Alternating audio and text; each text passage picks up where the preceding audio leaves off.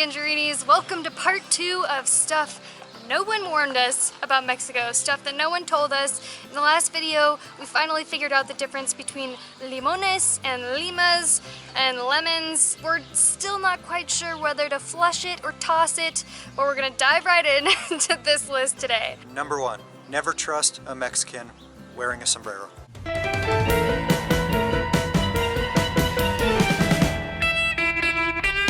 Because if he tells you, no muy picante, it's not spicy, it's going to be spicy. Yeah, I don't mean to be dramatic, but if he says no muy picante, it will literally light your mouth on fire and you're going to die. Literally? So this is just one funny example of something that happened to us. We asked an old Mexican man wearing a sombrero if something was going to be spicy. He said no. We were in physical pain from how spicy it is. Now we've been in Mexico since January, so going on 8 months, and we've learned some stuff along the way. And we want to share these things because we did a whole bunch of research before coming here. Facebook groups, videos, blog posts. Yeah, just reading and watching pretty much everything we could. And there's still so many things that we just never heard. And at this point, we've been to just about every state in northern Mexico and some of central Mexico. Here's a little bit of what we have learned and what no one told us before we started our travels in Mexico. This next thing is basically the opposite of what we were told. Everyone said there's tons of crooked cops, they're always looking for a bribe, but in our experience, we've never paid a bribe. We've never even felt like an officer wanted a bribe from us, but literally before this, people made it seem like if you have any single interaction with a cop, you're gonna be forced to pay them a bribe. And we've been pulled over so many dozens times. And dozens of times. So even when we first started traveling, we had a decoy wallet because we thought that's something we would need. We put 50 pesos in it, a bunch of old receipts and some old credit cards and stuff like that to make it look like a real wallet. That way, if we ever got pulled over, they would see that all we have is a 50 peso bill, and if they wanted a bribe, that's all they were gonna get. That's all they were gonna get. But it turns out that was sort of wasted effort. We've never had to do anything like that. We have heard of people giving bribes to cops if they were doing something wrong, like speeding, running a red light or something like that, but we've always been in the right. We've always had our paperwork good to go, therefore no bribes. Next on the list is that it is really freaking difficult to ship stuff, and I do realize that international shipping can kind of be an issue anywhere, but even within Mexico, it's been really tricky for us, and no one really mentioned how difficult that would be, especially since we're so used to in the US having Amazon Prime and you can ship stuff in 2 days and it's so simple. No one ever really mentioned how much more difficult it would be in Mexico. Just recently had a package coming from Australia and it shipped Australia Post, then it went to the Mexico postal system of some kind, but never were there any notices left. The package almost got shipped back to Australia after over 2 months. It was a nightmare. No one told us that this would be so difficult. After coming to Mexico, we had so many interactions with people in Spanish, and sometimes they would have no idea what we were saying. We would be like, I know I didn't say that wrong, yet they still had no idea. As we learned, there's lots of indigenous people here who speak neither English nor Spanish. And most Mexicans don't know the language either. That's why we couldn't understand each other. So another thing that no one warned us about in Mexico, but it's kind of an awesome one, is that you are allowed to have open alcoholic beverages or bottles in the car while driving. You can even be drinking while driving, as long as you're not the driver.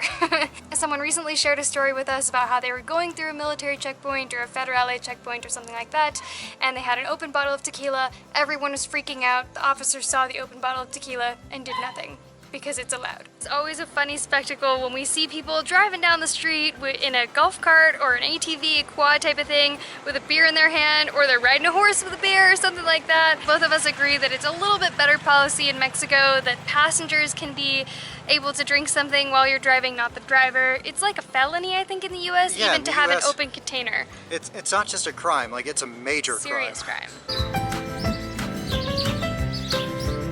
Before traveling through Mexico, we knew that gas wasn't cheap here, but we didn't know it was double the price of what it is in the US. Last I checked in the US, it was about $2.50 when we were in Texas. Here it's about $5 a gallon. No one told us that. Thank goodness for 70 miles to the gallon in our Prius C, woo! This isn't sponsored by Toyota, No. but Toyota, where are you at? Where you at? Where you at? On the topic of driving, road rules in Mexico, as no one told us, are more like suggestions. There is a definite flow to the chaos of it, but certainly not as steadfast, hard fire? It's pretty much just a do whatever you want and don't get in an accident kind of thing, which is a huge contrast in the US where you can get a ticket or pulled over for just about anything. This becomes more obvious after being here for a while, but there are Oxxos everywhere, on every street corner. It's practically a monopoly of convenience stores. And you can do anything at these places. You can pay your electric bill, your water bill, you can recharge your cell phone plan. And speaking of cell phone plans, no one told us how much cheaper it would be to get one here than it was in the US. Not only can you do 1,000,001 things at Oxxos, but something else no one told us about was how affordable it is to shop at an Oxxo, because in the US convenience stores are pretty expensive. You're kind of going there and paying for the convenience of it, but at Oxxos it's actually not that much higher than in other stores. By the way guys, we have some really fun and exciting trips coming up to parts of Mexico that we have never been before. We are super stoked. So if you want to see those vlogs and more videos like this, please subscribe to our channel. And gong that. Oh, come on. Come on. Gong that bell so you get notified when we put out those new videos, and we're getting right back to the list. So what else did someone not tell us about Mexico that's kind of awesome? Popsicles here, they're full of fruit and deliciousness. They are not just sugar filled with dyes and high fructose corn syrup and cancer. And they're not just for kids, they're for us too. But we're kids, so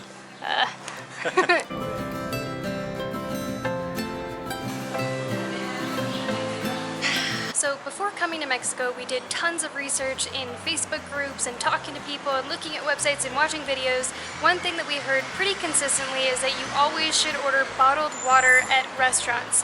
And after we got here and started traveling around a lot, we found out that almost all restaurants serve water that is filtered when you ask for a glass of water. Of course, you can check to be sure. That would be agua de garrafón. That's filtered bottled water, right? Filtered jug of water. Well, the garrafons are those 5 or 6 gallon, like, big things. Filtered water. So what no one told us is that in a ton of places you can just order a glass of water and it's not coming out of the tap, and you really don't have much to worry about in that sense. Before coming to Mexico, I had no idea about the extent of Mexican cuisine.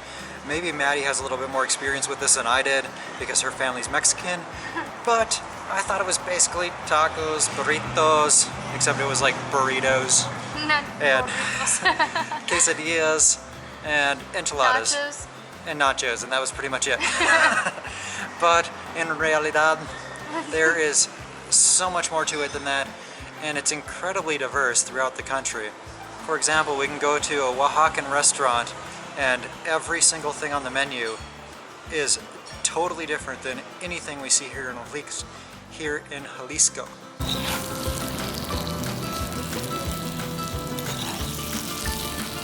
The next thing that no one told us about Mexico, or maybe it's kind of like they told us wrong, is how diverse it is throughout the country with even the language, the jargon, how people speak, culture, food, all the things like that, which now seems kind of like a duh.